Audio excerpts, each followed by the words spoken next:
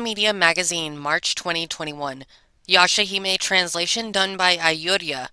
"'Tis the season of love, get that person's heart, let's get it." The flower-blooming spring is the season of new meetings. Look around for an instant and before you know it, the distance between that person and that person has gotten smaller. Will love be born from there? Picking up the relationship that people are curious about. Even though they're at the height of adolescence, the three Yashahimes slay demons all the time. Within that, recently there's a gentleman that has quickly approached Toa. His name is Riku. He seems to be known among demons and is a suspicious, unidentifiable person, but his manners are exceptional in any case. Whether it's because Toa lets her guard down at his friendly attitude, they seem to enjoy their conversations whenever they meet. It seems Riku has a motive, but putting that aside, it appears that he's taken a liking to Toa herself. While still not knowing whether he's a friend or enemy, at some point a relationship that's not quite love has sprouted between them. This time, we had Matsumoto Sara, the voice actress for Toa, talk about Riku and, going on with the theme of spring, had her choose flower images for the Yashahimes and Riku based on flower language. The handsome young man with an ulterior motive, Riku. Self-proclaimed pirate come ashore, a young man of many mysteries who covets the rainbow pearls the three Yashahimes possess. He also knows a lot about the circumstances surrounding the birth of Toa and the others. The honest girl who is still inexperienced in love, Toa. Sesshomaru's daughter and Setsuna's elder twin sister, she treasures Setsuna who was raised separately from her more than anyone else. On the night of the new moon, she loses her demonic powers and her hair turns black. Setsuna, Toa's younger twin sister, due to having her sleep stolen by the dream butterfly, she is unable to sleep. While she does not have any memories of her early childhood, she has gradually become able to let her guard down around Toa. Moroha, Inuyasha and Kagome's daughter, separated from her parents soon after being born, she was raised by the wolf demon tribe. When she puts rouge on her lips, she becomes Beniyasha the destroyer of lands and goes on a rampage. Spring Breeze interview, the voice actress for Higurashi Toa, Matsumoto Sara. With the development thus far, which episode left a big impression on you? What left the biggest impression on me was episode 14, which was the episode that showed the truth behind the forest fire that separated Toa and Setsuna. I always try to keep an objective point of view while acting, but at that time, I was truly angry from the bottom of my heart. Whether for better or for worse, Toa's emotions came into me. Also, the depiction of Toa and Setsuna when they were born in episode 15 left an impression on me as well. Since it's the Shomaru, I thought he would be rough with the babies, but surprisingly, he firmly and carefully held them, so I was relieved. Being Toa's father, what do you think of Sesshomaru's actions? Without really saying too much, even though there are not enough words, I end up just suddenly saying what I'm really curious about. However, I think Sesshomaru himself acts on his intentions while not caring about what others around him think. I also didn't know what the future development was, so as the role of the daughter, I thought, please give more hints. How did you feel seeing the figure of Toa fighting up to this point? When Toa's life was completely changed by jumping from the modern era to the feudal era, I was worried if Toa would be able to cope, but I was surprised at how adaptable she was. There's the fact that she's still in puberty, so her sensitivity is like a sponge, or rather, her ability to absorb things is amazing, I think. Also, having Setsuna nearby is big. There may be times where she's uneasy, but her strong sense of duty and justice to protect Setsuna is what I feel drives her. She's the type to immediately take action if there's something she has to do, so I think her current environment is a good fit. Alright then, what are some highlights going forward? There's an episode where you'll learn Setsuna's childhood and how she lived after she was separated from Toa. In episode 13, it talked about how Monk Moroku sealed Setsuna's demonic powers, so this flashback episode of the past will connect to that.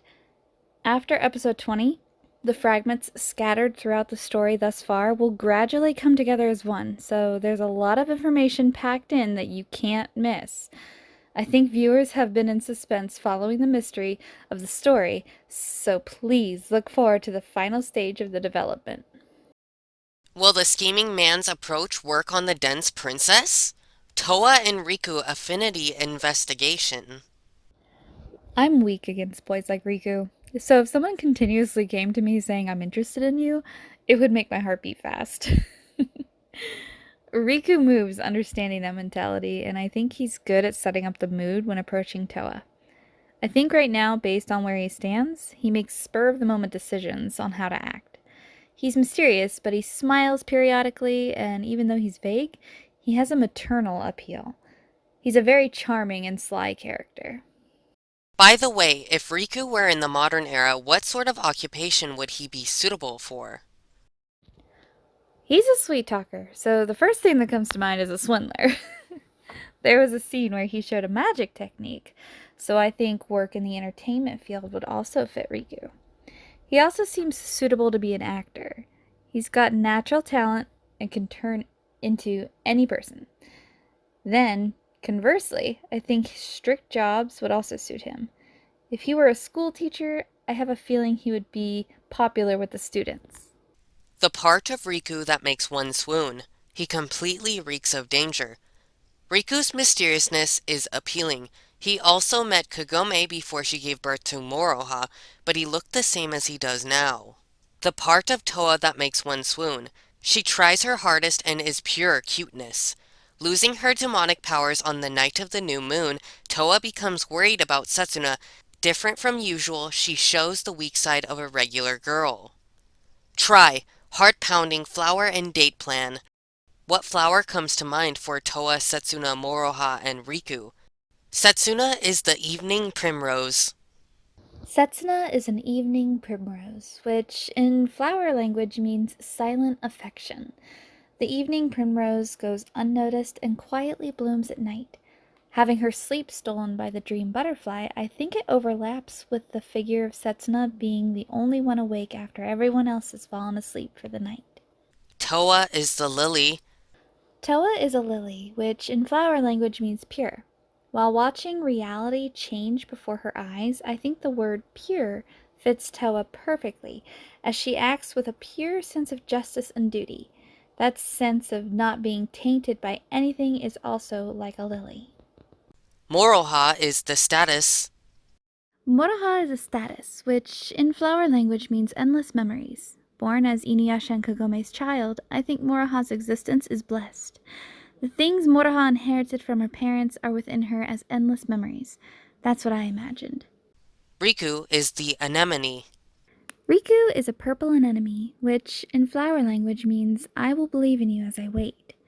Riku will affectionately call Zero elder sister, and he seems to have strong feelings for Kiramaru in his own way. So, I matched the flower to that image. If you were to gift Toa, Setsuna, Moroha, and Riku flowers, I think a small bouquet would suit Toa and Riku, and they would genuinely be delighted. I think Toa would give you a wink as a thank you. I want to give Setsuna a large bouquet, and she would probably turn her face away slightly embarrassed. And instead of a bouquet for Moroha, I want to take her to a flower field myself. I think she would enjoy the scenery while saying, "This won't make any money." if you were to take Toa, Setsuna, and Moroha out in the spring, My impression is that the warm spring weather would suit the three of them. If in the feudal era, I think they would enjoy cherry blossom viewing. Ideally, it would be great if their parents were with them too. If in the modern era, I'd have to say I want them to do some kind of team activity. I want to see something like Toa dressing up Setsuna, going shopping together, and eating delicious food. illustration description. Whether it was to let Toa know that there was a butterfly on her shoulder, Riku amiably calls out to her. It feels as though Toa's encounter with Riku wasn't all bad.